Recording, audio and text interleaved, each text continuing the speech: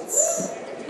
Speaker Mariano, Senate President Spilka, Leader Jones, Leader Tarr, members of the legislature, Secretary Galvin, Attorney General Campbell, Treasurer Goldberg, Auditor Zaglio, members of the Judiciary and Governor's Council, members of Congress, particularly Leader Clark, Inspector General, mayors and local officials, former electeds, good evening, Governor, business and labor leaders, clergy and guests, to everyone in this great chamber and everyone at home, thank you for giving me the privilege of serving as your governor.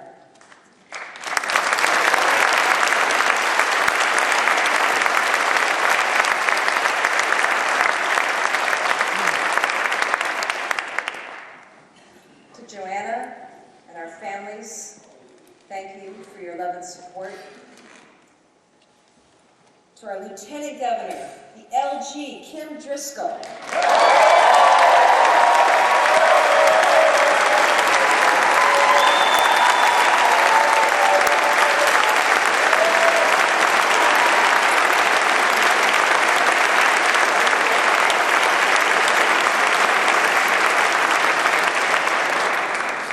Kim, that ovation says it all. There's nobody who does a better job of keeping us fired up, of always focusing us on the needs of residents in our communities. You give 110% all the time. The state couldn't have a better leader, and I thank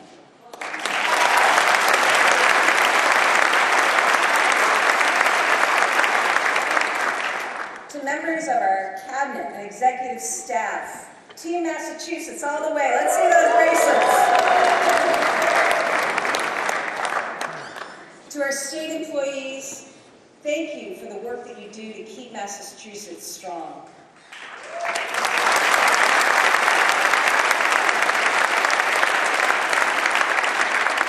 To our service members, veterans, and Gold Star families, everything we have, we owe to you.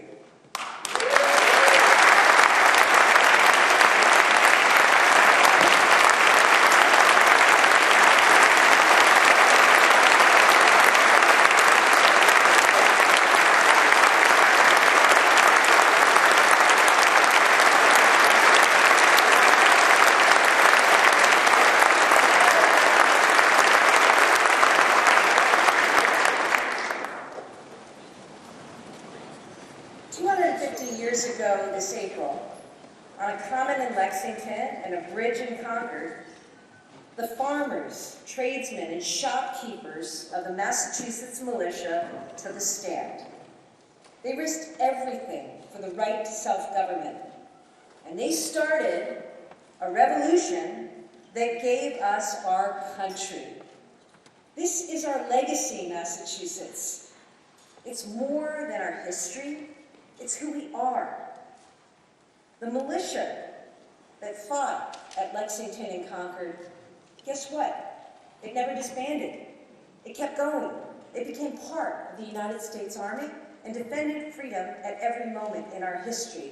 Today, it's known as the 181st Infantry Regiment, the 181, and its home is in the Massachusetts National Guard.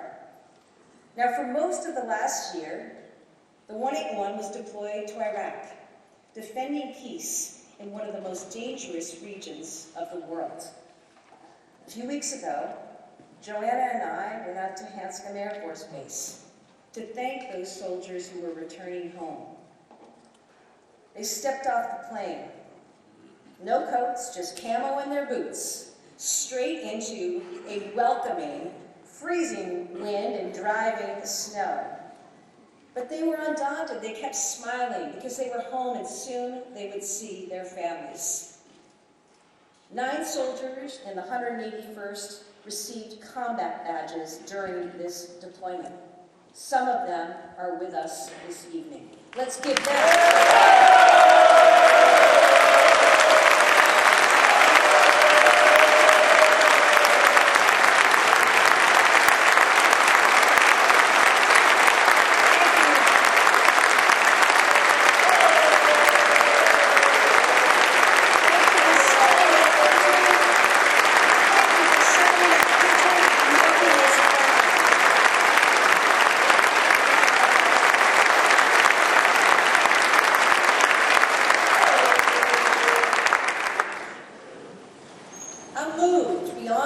amazed by the grit, drive, sheer goodness and determination of the people of Massachusetts. I see it in the firefighters who spent weeks battling wildfires last fall. When we see, as Father John said, what the firefighters are doing in Southern California right now, and what our own firefighters, and also first responders, and also police officers do every single day, we are so grateful. Tonight, I want to welcome home. Tonight, we're honored to have with us International Firefighters President and Boston's own Ed Kelly.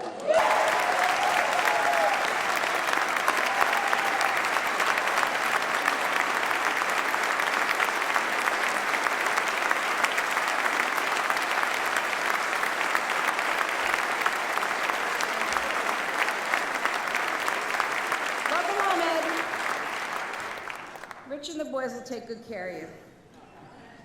I see it in the teachers in the schools where we pioneered public education. I see it in the breakthroughs by our scientists and innovators. Did you know that last year, in 2024, a third of all of the Nobel Prizes, a third went to people in Massachusetts. Now, this is not unusual, it turns out.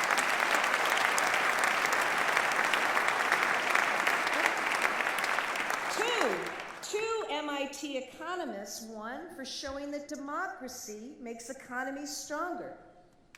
And tonight with us are Victor Ambrose of UMass Chan Medical School and Gary Rivkin of Mass General Hospital and Harvard. They won the Nobel Prize for Medicine, and they and you will be glad that our economic development bill that we passed and reinvested in life sciences will ensure that the cures, the technologies, and the great future of jobs will be right here in Massachusetts, and I'm glad you're cheering for our Nobel winners. Thank you.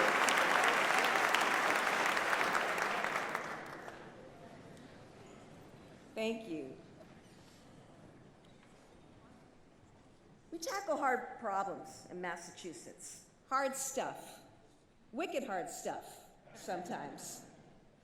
I think of Coach Joe Mazzulla. He said, he's an innovator as well, in a field that I like. He said, everybody notices the easy things. Can you fight to notice the hard things? That's where winning is. You know, we know something about winning in Massachusetts. Last year, the Boston Renegades won the National Women's Football title. The Fleet were national finalists in women's hockey. It's the 100th anniversary of the Boston Bruins. And the Celtics hung banner 18. How about that, Max, right?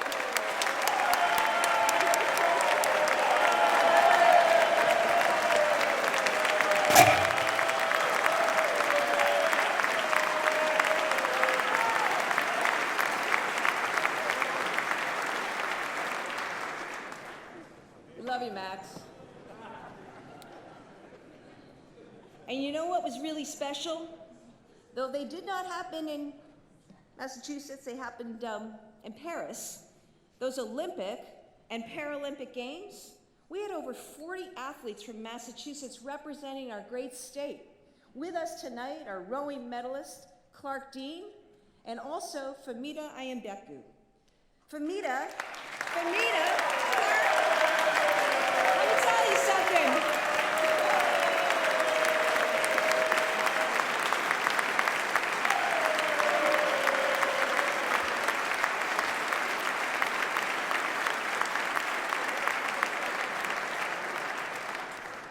I just got to say something about Famita. You know, she's a world-class Paralympic sprinter and a mom who gave birth 8 months before she competed. She made the finals in the 100 meters, did us proud.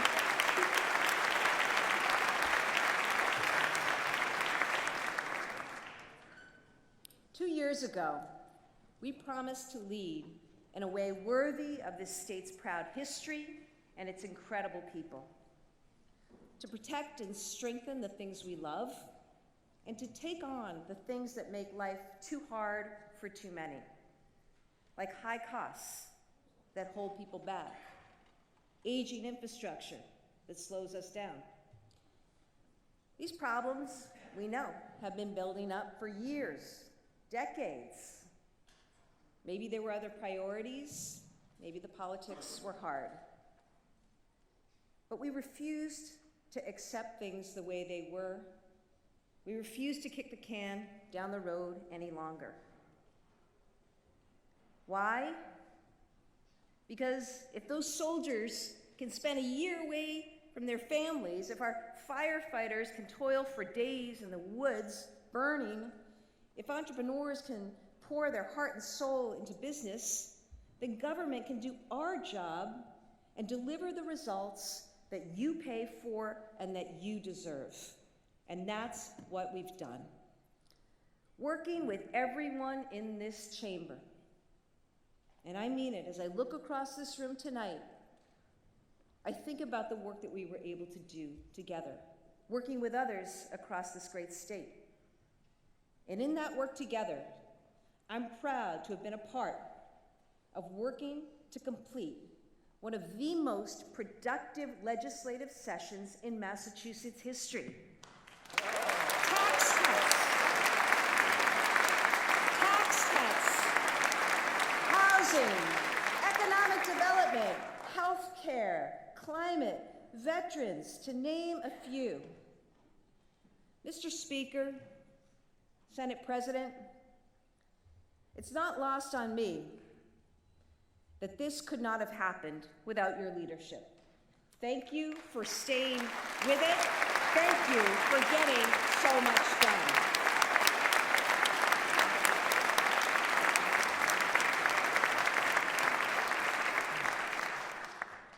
When I think about what we got done, you know what we focused on? We focused on the stuff that matters. The stuff that matters to most people. When Father John spoke, he alluded to some of the division and divisiveness that we experience right now in our world, not just in Massachusetts, but everywhere.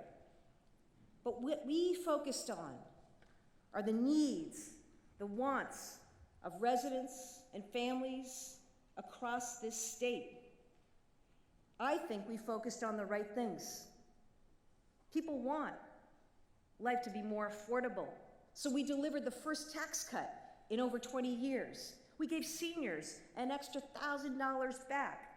We're giving families an extra $400 back for every child. And we now have the most generous tax credit in the entire country, which goes along with free breakfast and lunch in school and no-cost community college.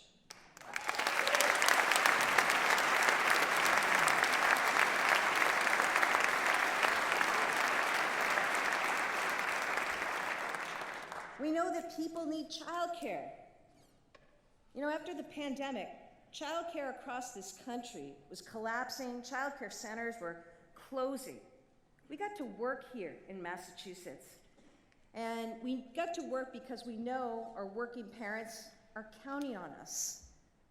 Do you know that we are, and I'm proud to say this, the only state to fully replace federal support that went away with a $1.5 billion investment. We not only saved our system, affordable childcare is growing now in Massachusetts. Today, 36,000 more children are getting care. And what does that mean? It means their parents are able to go to work and support their families.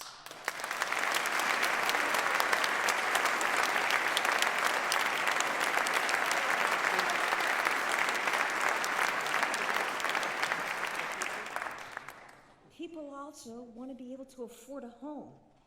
So we passed the Affordable Homes Act to create tens of thousands of affordable homes and new homeowners. We've already increased production in our state programs by 50%. We have more to do, and we're going to do it. People also need transportation. They rely on public transit to get around. Remember when we took office? Trains were barely moving. So we hired an experienced general manager for the T in Phil Ang. And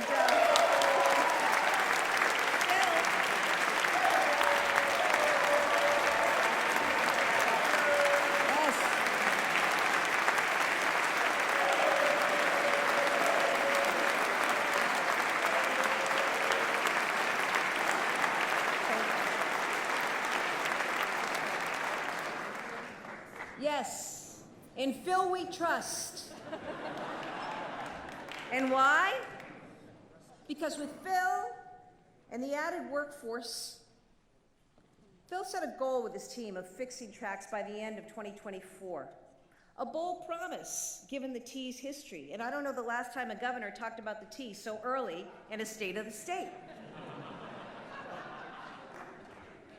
But for the first time in over 20 years, the T is full speed with no more slow zones, giving you time back in your life. Phil set a goal, he set a deadline, he and the team beat it. Thank you so much and congratulations.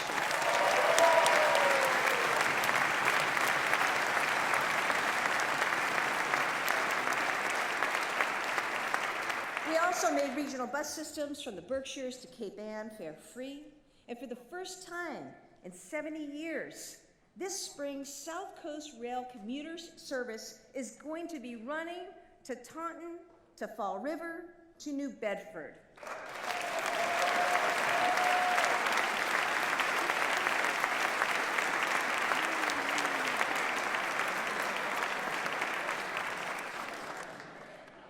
Transportation, housing, childcare. You know what people also want? They want safe and modern infrastructure. I promised to you that we would go after and chase every single federal dollar out there. And in 2 years, we brought home more than $9 billion to Massachusetts. Money for roads and bridges, high-speed internet and broadband, solar power, and so much more. I want to thank our federal delegation for all their work in bringing this home.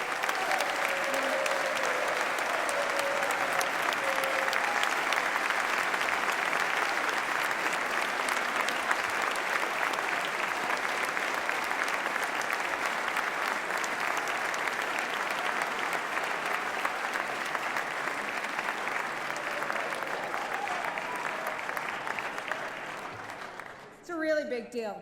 It's a really big deal. You think about it, in transportation dollars alone, we went from 34th place in the country to 7th place. We were ahead of larger states like Florida, Ohio, and North Carolina. We won funding to take the next steps forward on West-East Rail. We got the biggest bridge grant ever given to a state for the Cape Cod bridges.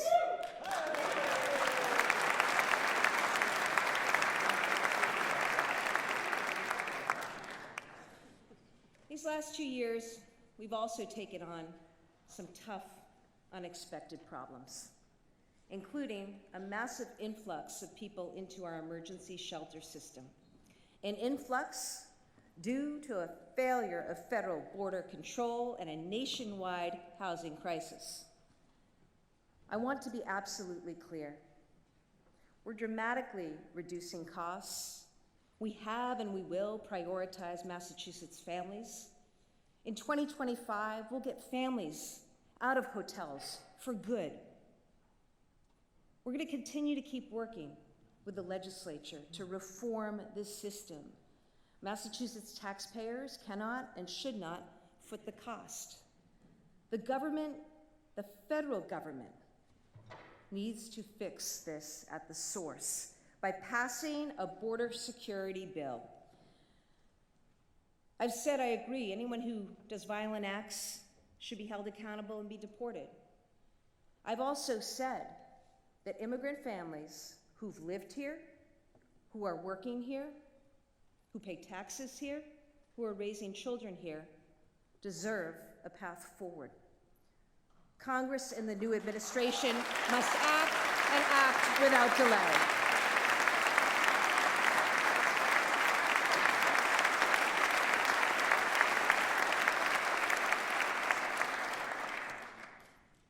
whatever else is happening, we'll always put our veterans first. We passed the HERO Act. It's the biggest veterans legislation in state history. Thank you. That legislation, it's expanding health benefits, job opportunities, and so much more. We're ending veteran homelessness once and for all, because no one who served our country should ever be left behind in their time of need. And we built. You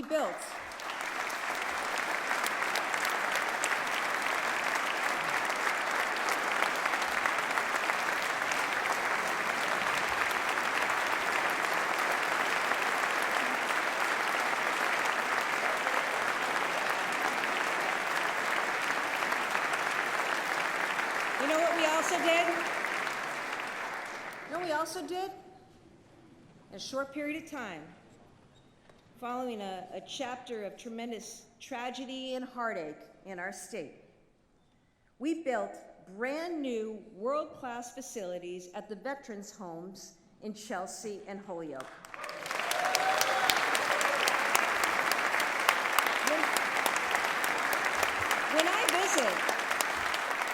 When I visit the Holyoke Veterans Home, I love seeing my friend Rose Roy. Rose is 102 years old. She is a World War II veteran. The staff there take care of her like family. She leads us in the Pledge of Allegiance when we visit, right? Rose, I know you couldn't make the trip here tonight. I know you're at the home watching with friends, and I just want to say to you and to all out there who served, we all thank you for your service. We love you, and we really, really want you to know that.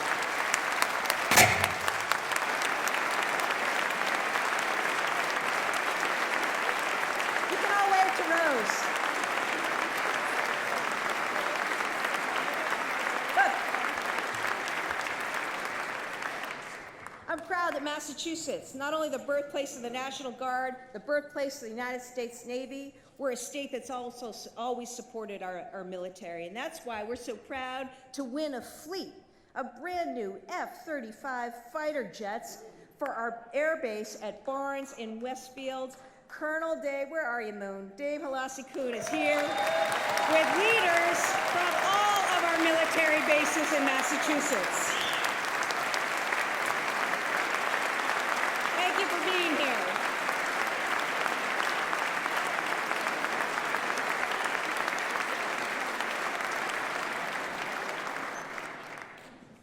People want their government to work for them.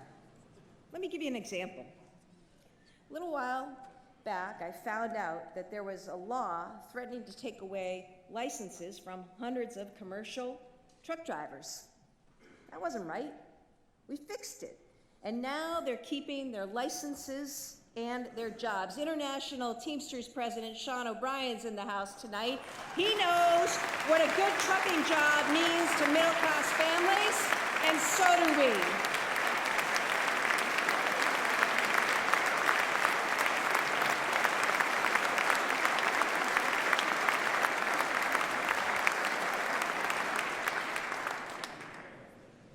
Another thing that means something to a lot of people that we did, we made history by pardoning hundreds of thousands of people for misdemeanor marijuana convictions. It was the right thing to do.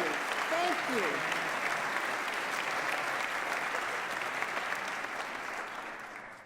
In Massachusetts, our greatest resource is our people. When we took office, too many were leaving for other states. Guess what? Now that trend is changing. Each year that we've been in office, fewer people have left. Last year, we had the biggest population increase since 1964. That's a 60-year high. I know. When we deliver results and people are free to chase their dreams, there's no limit to how strong we can be. It's why we're ranked #1 in education, #1 in innovation, #1 in healthcare. We were named the best state for women, best state to have a baby, best state to raise a family. We're ranked the most environmentally friendly state and the safest state as well. Our economy has continued to grow and add good jobs. Unemployment is low. Median household income is the highest in the nation. We have an excellent bond rating, and our rainy day fund is at record levels. And I can say tonight, with both pride and confidence, that the state of our Commonwealth is strong.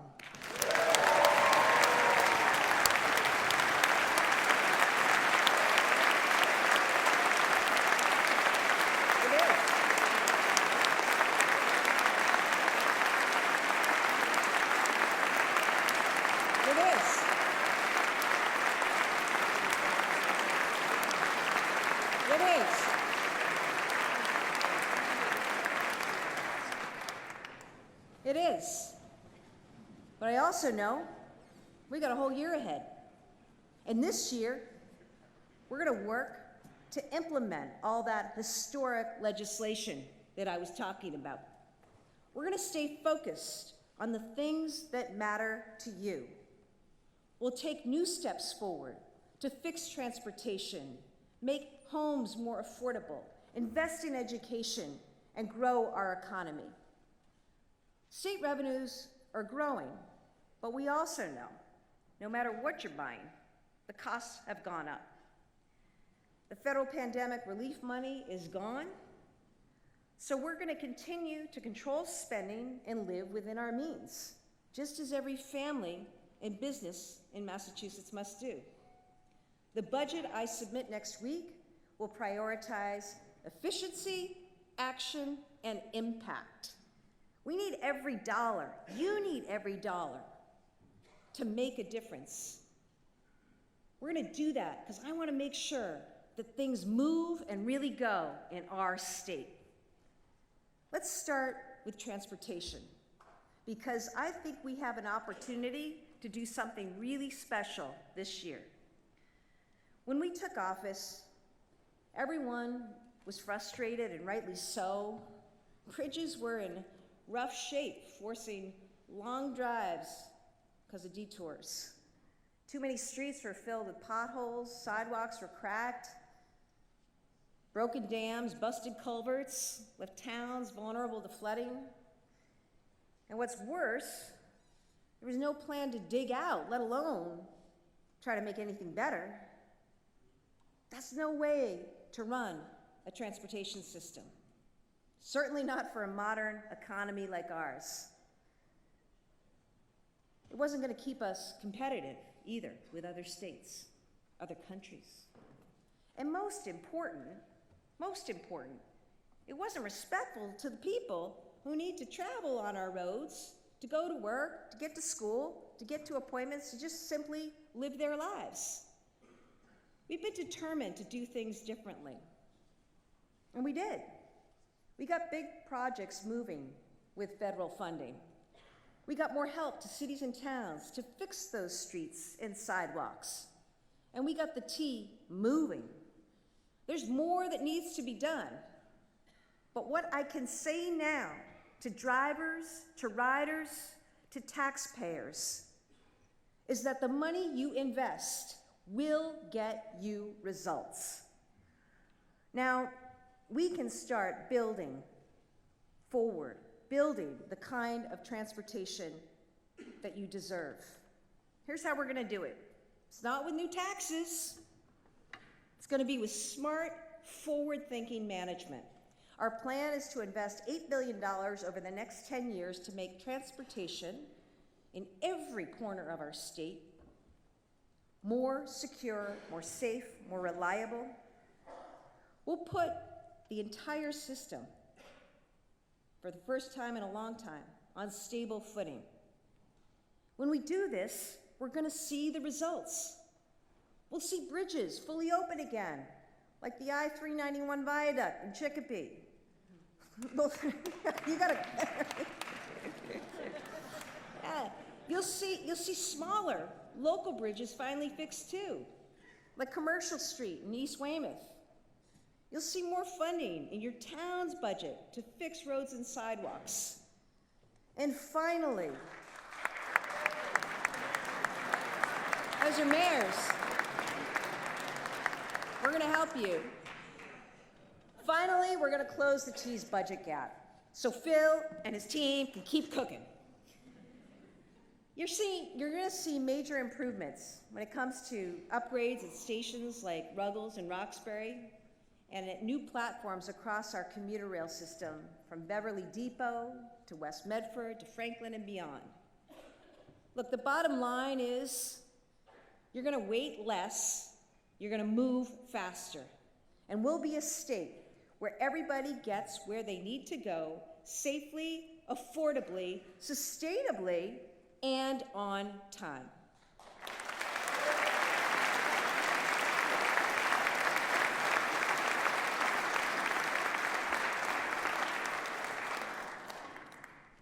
Let me tell you about housing. For decades, we didn't build enough housing in this state. We're paying the price for it right now. There's not enough housing, it's too expensive, but we're changing that. This year, with the Affordable Homes Act, we're going to get shovels in the ground and people in homes, and we're going to do it by working together. A $5 billion act we passed, thank you so much, I was able to sign. Now we're going to implement. Now we're going to lean in and implement. So far, already, more than 116 towns have said yes to more homes near transit through the MBTA Communities Act.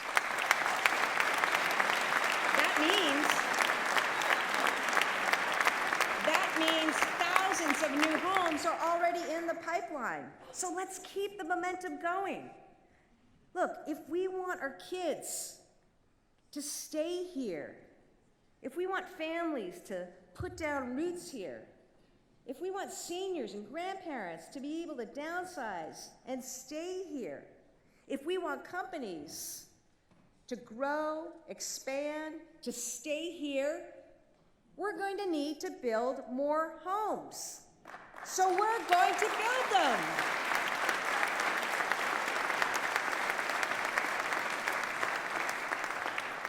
Now, I've talked to you about homes and home ownership. I also want to speak to the renters out there.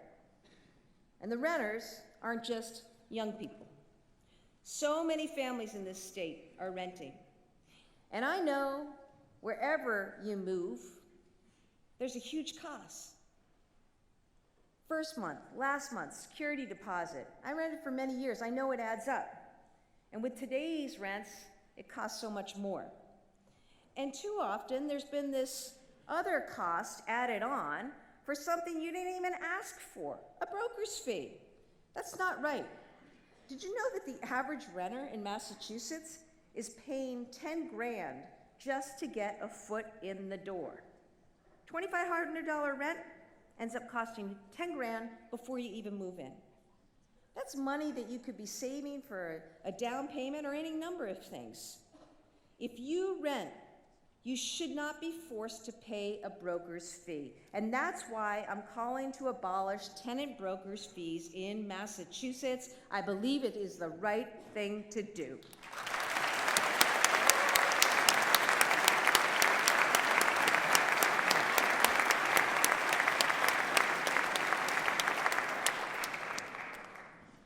We have the best schools in the country. It's a core value and also one of our competitive advantages. So I am committed, and I believe we all must be committed to excellence for every student. We're number one in education, and we are going to stay that way. Now, the voters decided in November that the MCAS graduation requirement isn't the way forward. I respect that decision. But it creates for all of us an opportunity and a responsibility to make sure that every student graduates set up for success. We need a high statewide standard. Students, families, and employers need to know what a diploma represents. And without that baseline, you know what happens. It's always going to be the most vulnerable students who don't get what they need. For that reason, I'm directing a statewide graduation requirement council that will include teachers, colleges, employers, and students to develop recommendations for a permanent high standard. We're going to evolve to a new Massachusetts model for high school excellence that best serves our children.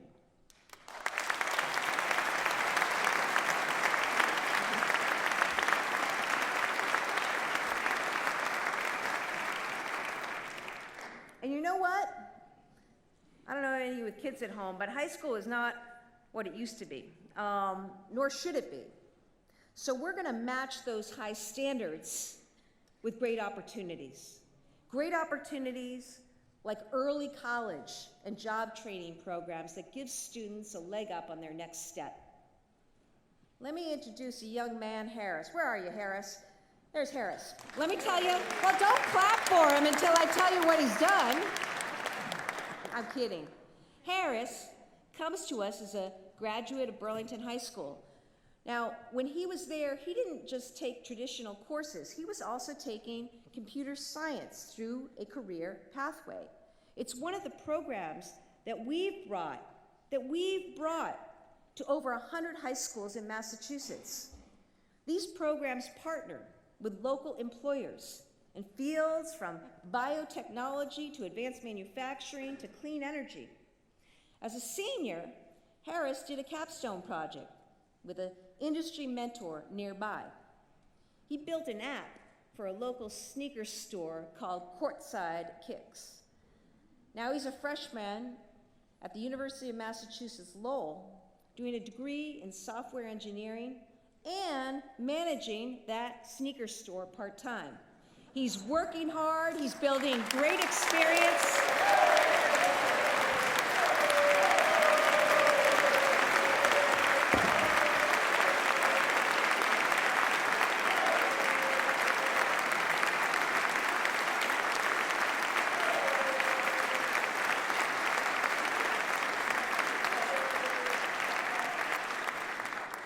Somebody had to get more applause than Max.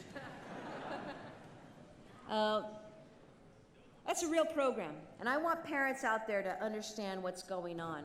Not only can your kids go to high school and take courses at a nearby community college and actually get credits towards an advanced degree, but we have programs like Career Innovation Pathways, where they can be on their way to learning skills and to working while gaining academic coursework achievement in our public high schools. We want that for all of our kids across the state. Now, I talk about kids like Harris who are thriving, and that's what we want for all of our young people. So let's also talk about the kids who aren't thriving. Students are struggling. There are pressures, there are challenges that we never had to deal with when we were growing up. And when our sons and daughters are in crisis, they need help right away. No one, especially a child, should sit for hours or days in an emergency room waiting for mental health care. That's why we opened up 31 community behavioral health centers across the state. And you know what? They're working. They're there providing 24-hour dedicated care. They've made a difference, helping more than 30,000 young people so far. We're going to keep supporting that work. But we also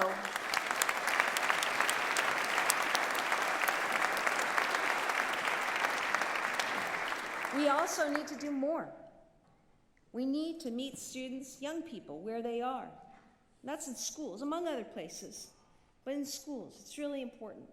So I want to work to make sure that we're funding behavioral health support and growing that support in schools across the state. It's going to be a big deal for parents, it's going to be a big deal for caregivers, and most of all, we have the opportunity to change the trajectory in a positive way for a young person in our state. We owe that to our young people.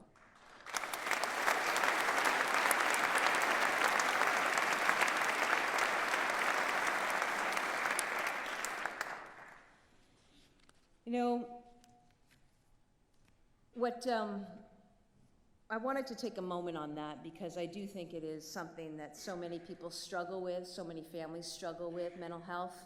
I also want to remind people it's so important that we reach out and that we encourage and empower those who are struggling with mental health challenges to reach out and to find support. We've got a lot of support in this great state.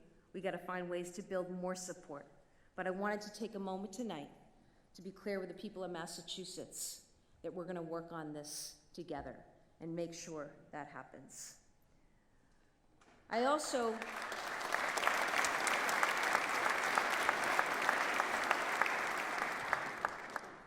we're talking about education and laws. I just want to talk about a special person, Representative Carol Doherty of Taunton. She's a longtime educator, and she can't sadly be with us tonight, and we wish her the very best.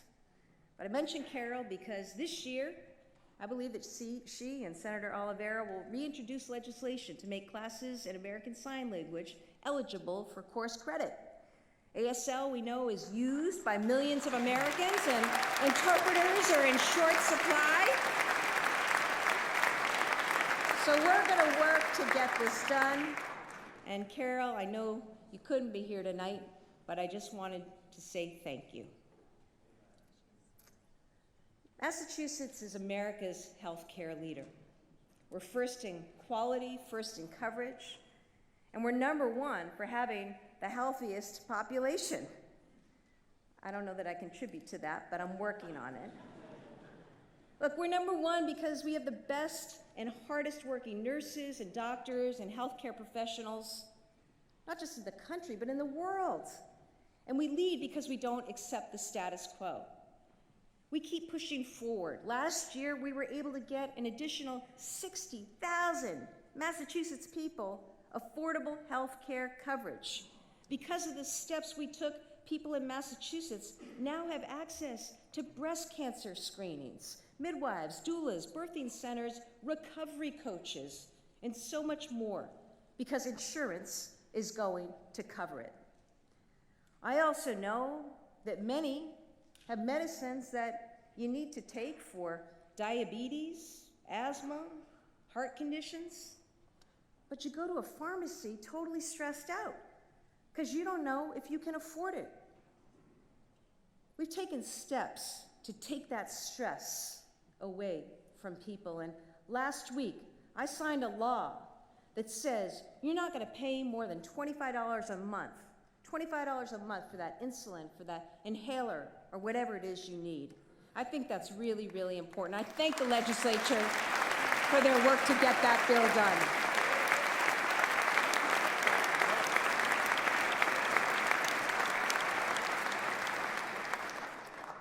And speaking of healthcare, we got a terrible company, Steward, out of Massachusetts. And in the course of that, we saved 6 hospitals, protected 13,000 jobs, shored up the stability of the healthcare market. And I just want to say we did that because we worked as a team. We had unions and management working together. We had our great not-for-profit systems step in. And I really, really appreciate it. And I also really appreciate the leadership of our own fabulous Secretary of Health and Human Services, Kate Walsh.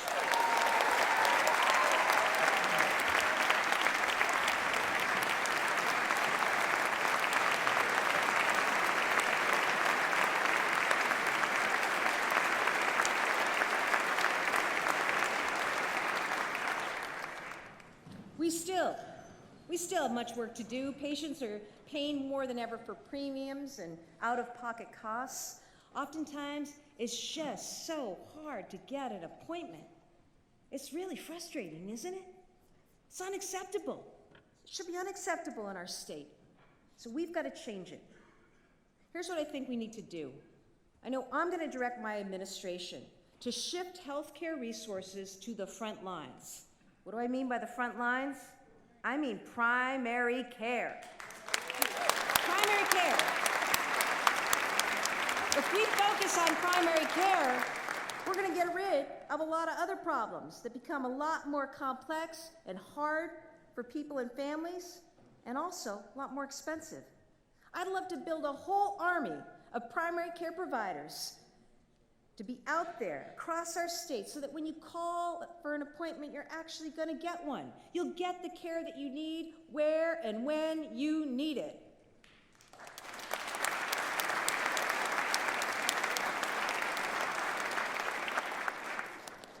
And finally, our leadership in this moment has never been more important, including our unshakable commitment to reproductive health care for all who need it, for all who provide it. We're going to protect women's access to needed care, and we're going to protect those who provide it. Always. Now, fixing transportation, healthcare, education, housing, all of these things are super important and make the quality of life better. They also make our economy more competitive and our businesses stronger. From our Main Street mom and pops to our global companies, our businesses, small and large, provide jobs and support communities. So we have to support them in every sector, in every corner of our state. I think about how hard small businesses are working. You know that. You see them every day. I hope that you support and frequent them every day. I think about Liz and Nate Latoile. They're here tonight along with Chris Sellers. Let me tell you about these guys, okay? So they've got a farm and a brewery out in Northfield, 4-Star Farms. And I say this, remember there's a guy, former governor, Sam Adams, he brewed beer. We've got a proud history of brewing beer here in Massachusetts. But do you know that until now, breweries like theirs weren't able to sell their beer at local farmers markets? That didn't make any sense, so we fixed it. We're grateful to 4-Star Farms and small businesses like it, and we want to support them. And I raise that as an example because look, large or small, it may not be the biggest deal in the world to everybody, but you know what? It hurts them. And if something is hurting any one of our small businesses, just like if something was hurting a bunch of guys who are driving trucks and driving our economy, let's look at it and see if we can do. We may not be able to fix everything. God knows the world's got any number of challenges. But the little things, taking action and not being afraid to take action, I believe is what we need to continue to do. Thank you, guys. I look forward to visiting you in a couple months.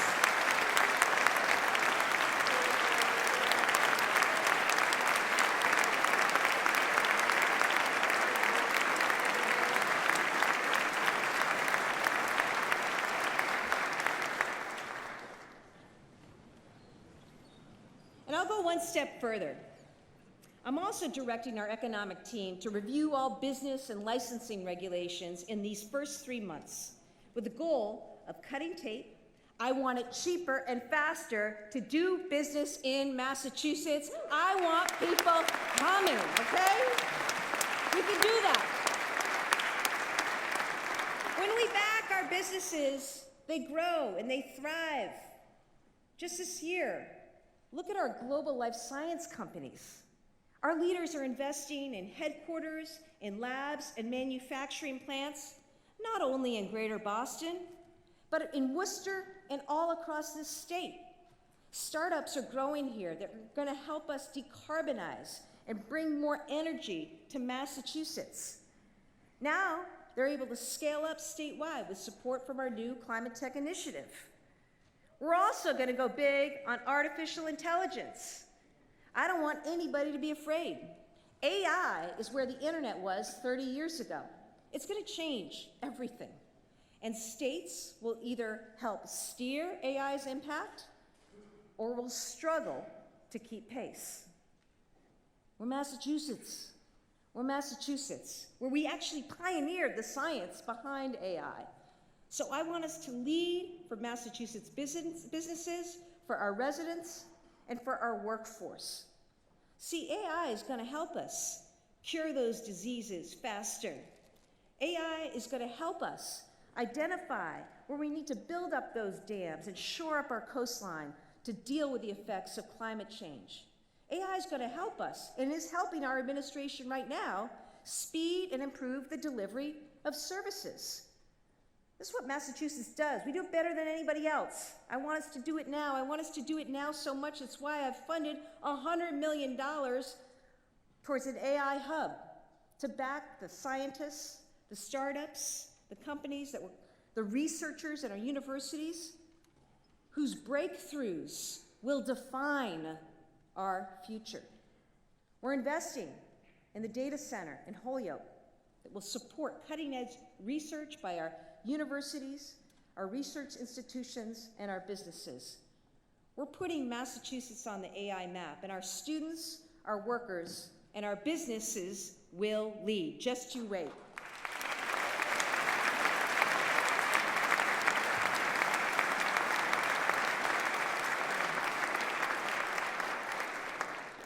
We're also going to keep leading on clean energy. The climate law that we just passed speeds up permitting so we can quickly build out the infrastructure to get more energy to our homes, to our businesses, faster and cheaper. I want to thank all the workers who are going to help us get this done. Thank you especially to AFL-CIO President Chrissy Lynch for all the work and all the partnership.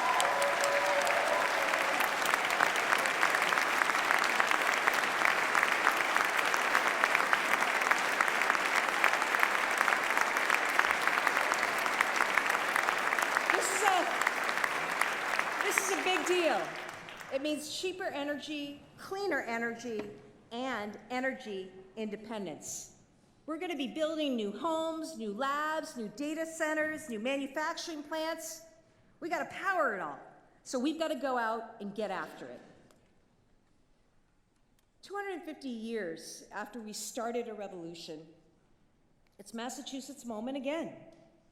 We'll lead the commemorations of America's founding. We'll fire up our tourism economy. We'll shine a light on our revolutions today, the ideas, the solutions that continue to make our world a better, freer place.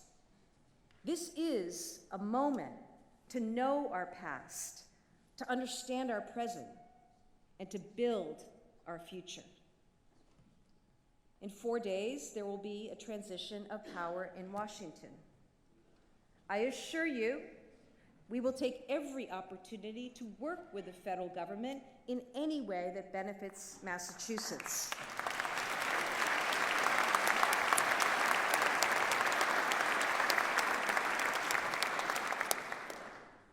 And I also promise you, we will not change who we are.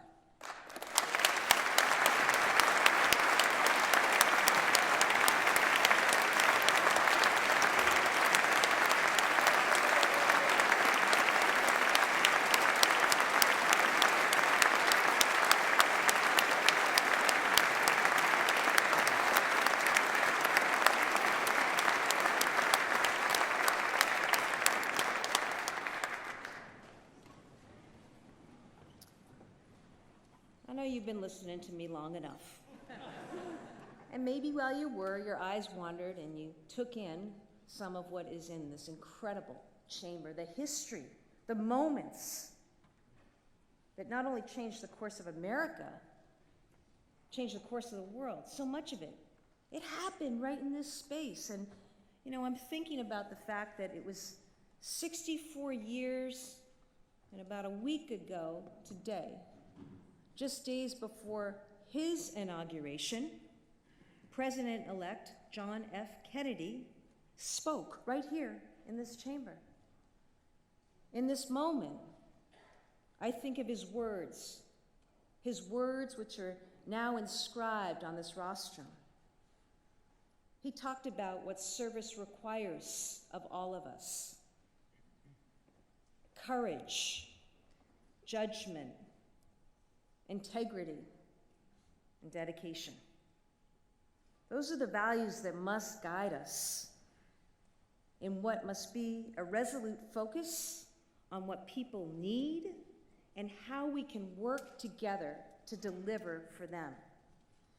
Because in this moment, our actions matter more than our words. Taking on the hard challenges matters. The choices and the investments we make matter. The world we build for the next generation matters. So in a time that's too often defined by our differences, let's keep our eyes on the things we share in common. Let's recognize that our lives and our fates are bound together, and let's work together for the common good in our Commonwealth. God bless you, Massachusetts, and God bless the United States of America.